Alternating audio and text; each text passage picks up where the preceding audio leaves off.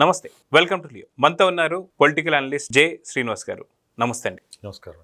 మనం చూస్తే వైఎస్ సునీత గారు ఎవరైతే ఉన్నారో స్వయాన జగన్మోహన్ రెడ్డి గారికి చెల్లెలు. వాస్తవం చెప్పాలంటే సొంత చెల్లెలే అని అనుకోవాలి. ఎందుకంటే ఒకే బాబాయ్కి ఒకే కూతురు.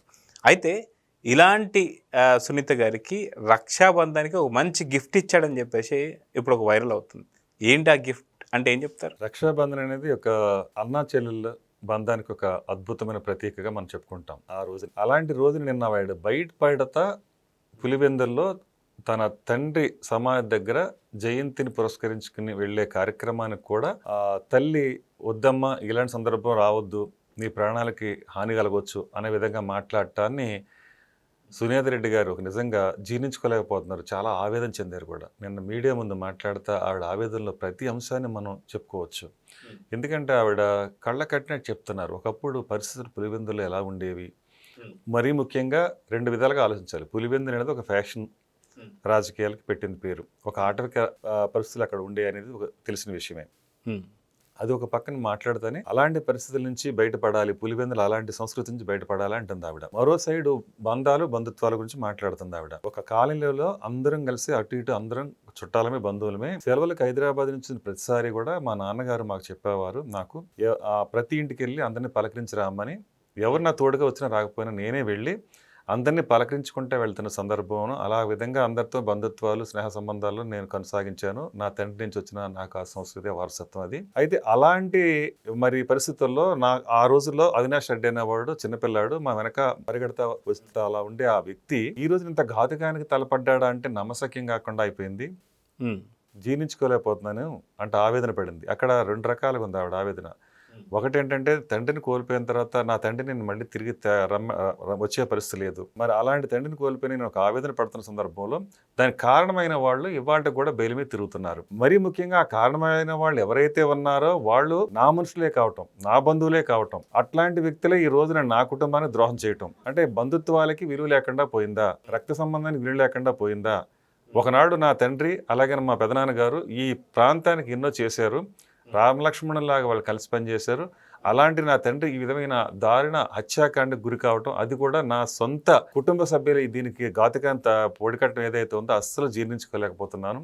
పైగా వాళ్లే నా మీద మళ్ళీ తిరిగి ఆ హత్య కారణం నేను నా భర్త అనే విధంగా తీసుకొచ్చి మసిబూసి మారేడుగా చేసే ప్రయత్నం ఏదైతే ఉందో నన్ను ఒక రకంగా నన్ను మానసిక వేదన గురి చేస్తుందని చెప్పి ఆవిడ చాలా భావోద్వేగానికి గురయ్యారు. నిన్నైతే నేను మరీ ముఖ్యంగా నిన్న అసలు ఈ 6 సంవత్సరాలుగా నేను ఒంటరి పోరాటం చేయాల్సిన దుస్థితి పరిస్థితి, నిందితులతో పాటు నేను కూడా విచారణకు 6 సంవత్సరాలుగా నేను వెళ్తున్నాను. ఇది ఎంత బాధాకరం, ఈ పరిస్థితి ఎవరికి రాకూడదు అని చెప్తానే అంటే అప్పుడు సిబిఐ ఒక పక్కనే దర్యాప్తు పూర్తి చేస్తుంది అంటుంది.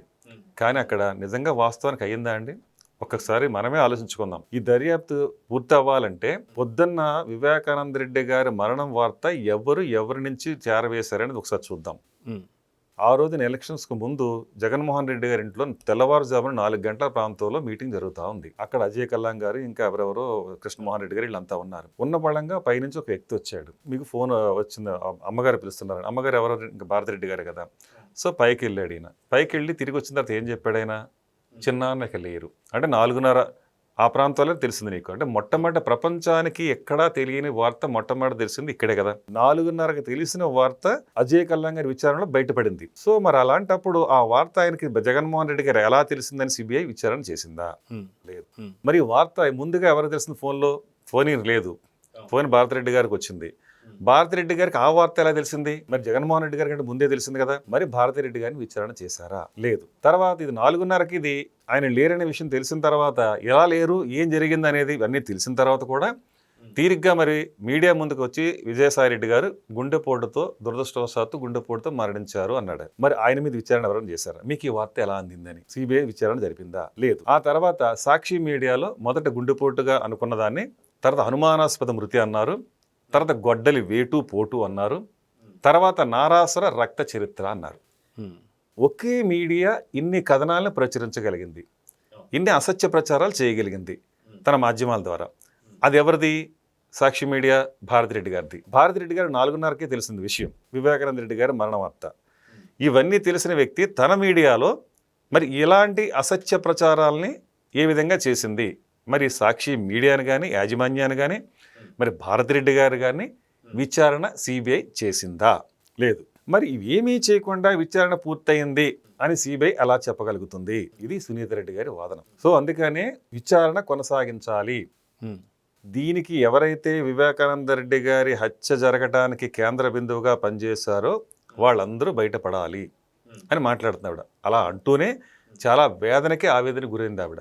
అంటే నేను మొట్టమొదట నన్నే తప్పుదారి పట్టించారు, నేను వచ్చేటప్పటికల్లా హత్య జరిగిన రోజున ఎవరైతే ఆదినారాయణ రెడ్డి గారు అలాగే బీటెక్ రవి మిగతా ఇంకొక సంతోష్ రెడ్డి వాళ్ళ మీద తోసేసి వాళ్ళే జరిపించారని చెప్పేసి సంతకం కూడా చేయమనే పరిస్థితికి వచ్చారు.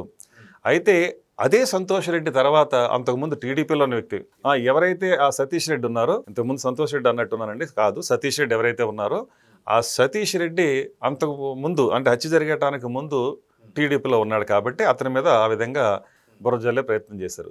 తర్వాత అదే సతీష్ రెడ్డి ఇప్పుడు మరి వైసీపీలోకి వచ్చి ఇవాళ పులివెందుల్లో ఏదైతే జడ్పీటీసీ ఎన్నికలు జరుగుతున్నాయో దానికి అటువైపు నుంచి ప్రచారం చేస్తా ఉన్నాడు. మరి అది రాజకీయం అంటారా? సునీత రెడ్డి గారు తన తండ్రి మరణించిన సందర్భంగా జయంతికి వచ్చి తన ఆవేదనని వెళ్ళబుచ్చుకోవటాన్ని రాజకీయం అంటారా? ఆవిడ చాలా క్లియర్గా చెప్తుంది, జయంతికి మాత్రం వచ్చాను, నా తండ్రి మరణ వార్త నా తండ్రికి సంబంధించి జ్ఞాపకాలు నన్ను వెంటాడుతున్నాయో ఆ వేదనతో బాధతో నేను మాట్లాడుతున్నాను, అంతకుమించి మరి ఏం లేదని చెప్తుంది. అలాగే పాత రోజుల్లో చిన్ననాటి జ్ఞాపకాలని తన బంధుత్వాలు ఎలా ఉండేవి మరి ఇప్పుడు ఎలా ఉన్నాయని ఆక్రోశంతో ఒక ఆవేదనతో చెప్పింది. అలాగే సొంత మనుషులే ఈ విధంగా చేయించి తన తండ్రి మరణానికి కారణమయ్యి ఈ రోజున బెయిల్పై తిరుగుతున్న విషయాన్ని జీర్ణించుకోలేని పరిస్థితిని తను మీడియా ముందు మాట్లాడుతుంది. అంతే కదండి, అవినాష్ రెడ్డి మరి ఆ రోజున అధికారం చేతిలో ఉంది కాబట్టి మరి సిబిఐని అడుగు పెట్టకుండా చేయగలిగాడు.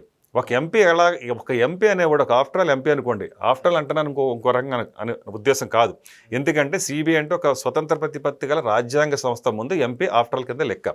అంటే నిలువరించగలిగే శక్తి ఎంపీకి ఉండదు. అలాంటిది మరి ఆ రోజున మరి సొంత పోలీసులు అంటే తన వాళ్ళ అంటే అధికారంలో ఉన్నారు కాబట్టి పోలీసులను కూడా అడ్డం పెట్టుకుని పోలీసులను కూడా తనకు అనుకూలంగా మార్చుకోవడం అనేది చాలా వికృత చేష్ట.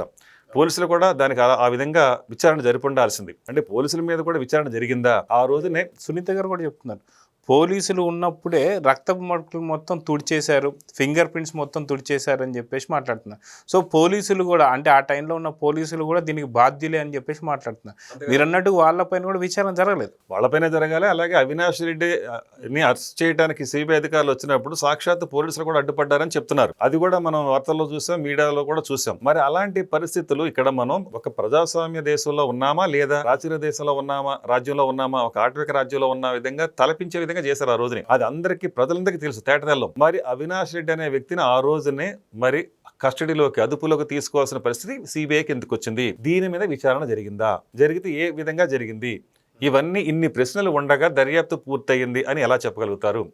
సో అందుకని ఖచ్చితంగా రేపొద్దున ఏదైతే ఇప్పుడు 19వ తారీఖు ఉందో ఆ 19వ తారీఖు తీర్పు వెలువడించాల్సిన పరిస్థితి ఉంది. అంటే అవినాష్ రెడ్డి బెయిల్ రద్దు అవుతుందా అవదా అనేది ఒక ప్రశ్న, రద్దు అయితే అరెస్ట్ కాబోతున్నాడా అనేది ఒక ప్రశ్న. సో అక్కడికి అది జరుగుతుండగా ఈవిడ ఇంకోటి ఏదైతే ఉందో విచారణ కొనసాగించాలని అది కూడా ఖచ్చితంగా మరి హైకోర్టు దానికి అనుకూలంగా తీర్పు వస్తుందా అనేది కూడా ఇక్కడ ఒక పరిశీలనగా అనుకోవచ్చు. ఈ అన్నిటి సందర్భంలో ఈ రోజున రేపు జరుగుతున్న జడ్పీటీసీ ఎన్నికలకు కూడా ప్రభావితం చూపిస్తాయా అంటే ఖచ్చితంగా అనుకోవచ్చు. ఎందుకంటారా, ఎన్నిక చిన్నది కానీ దాని ఫలితం పెద్దది. ఎందుకు చెప్పాల్సి వస్తుందంటే ఈ విషయం, అక్కడ పులివెందుల్లో తన కుటుంబంపై అదే తన తండ్రి పైన జరిగిన ఏదైతే హత్యాకాండ జరిగిందో అది పులివెందుల ప్రజల మనసులో అలానే ఉండింది.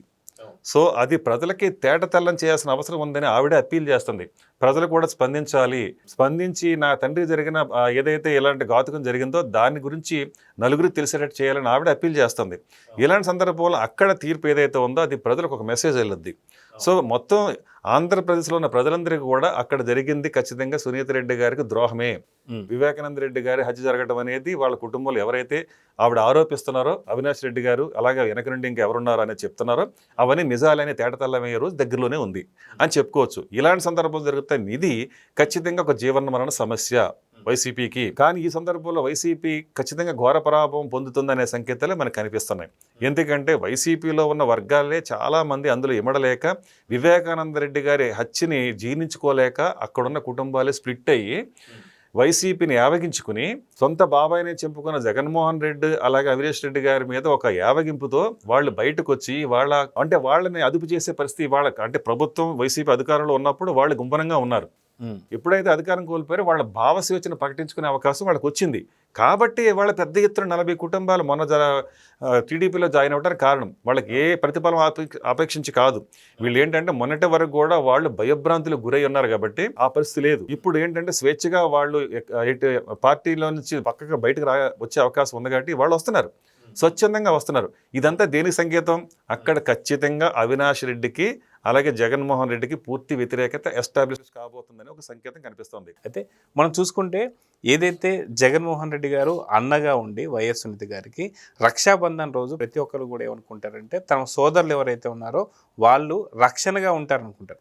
కానీ మా అన్న రాక్షసుడు అని చెప్పేసి చెప్పుకుంటుంది సునీత గారు కావచ్చు, షర్మిల గారు కావచ్చు. నిజంగా అన్న అంటే ఎలా ఉండాలంటే ఏం చెప్తారు? రక్షాబంధన్ అర్థం అదే కదండి. రక్షాబంధన్ అంటే నీకు అంటే ఒక తండ్రిలాగా, అన్నలాగా, అన్ని విధాల ఒక రక్షకుడిగా, ఒక సంరక్షకుడిగా అనే మెసేజ్ లాంటిది రక్షాబంధనం. అంటే అన్న ఇప్పుడు తెలుగు సినిమాల్లో కూడా ఎన్నో పాటలు అన్నా చెల్లి మీద మనం చూసాం. ఆ విధంగా అంత ఒక గొప్ప బంధం అన్న చెల్లెళ్ళది. అలాంటి బంధం అలాంటి పరిస్థితులు ఒక తెలుగు సాంప్రదాయంగా మనకు ఉన్నప్పుడు మరి ఇవాళ సునీత రెడ్డి గారి ఆవేదన అదే కనిపిస్తూ ఉంది మనకి నిన్న మీడియా ముందు. ఇలాంటి బంధాలన్నీ ఏమైపోయాయి? అలాంటి బంధాలను తుడిచేసి ఈ విధంగా రాక్షసంగా నా మీదే ఒక హత్య చేసిన విధంగా నన్ను హత్య చేయడానికి కారణమైనట్టుగా నన్ను చిత్రీకరించే ప్రయత్నం చేశారు. అదేవిధంగా నా తండ్రి మరణానికి కారణమయ్యారు. ఈ వేదన నేను భరించలేనిదిగా ఉంది. 6 ఏళ్లుగా నాకు దీని మీద ఒక తీర్పు రాకపోవడం ఏదైతే ఉందో అది నన్ను వేదన గురి చేస్తుందని చెప్పి ఆవిడ చాలా ఆవేదన చెంత మాట్లాడారు. సో చూద్దామండి, ఖచ్చితంగా అన్న రక్షకుడుగా ఉండాల్సింది రాక్షసుల్లా మారిపోయాడని చెప్పేసి అంటున్నారు. సో నిజంగా జగన్మోహన్ రెడ్డి సునీత గారికి ఇచ్చే గిఫ్ట్ ఇదేలాగా కనిపిస్తుంది. సో చూద్దాం జరగబోతుందో. నమస్తే. నమస్కారం. Please subscribe to Leo News for more videos.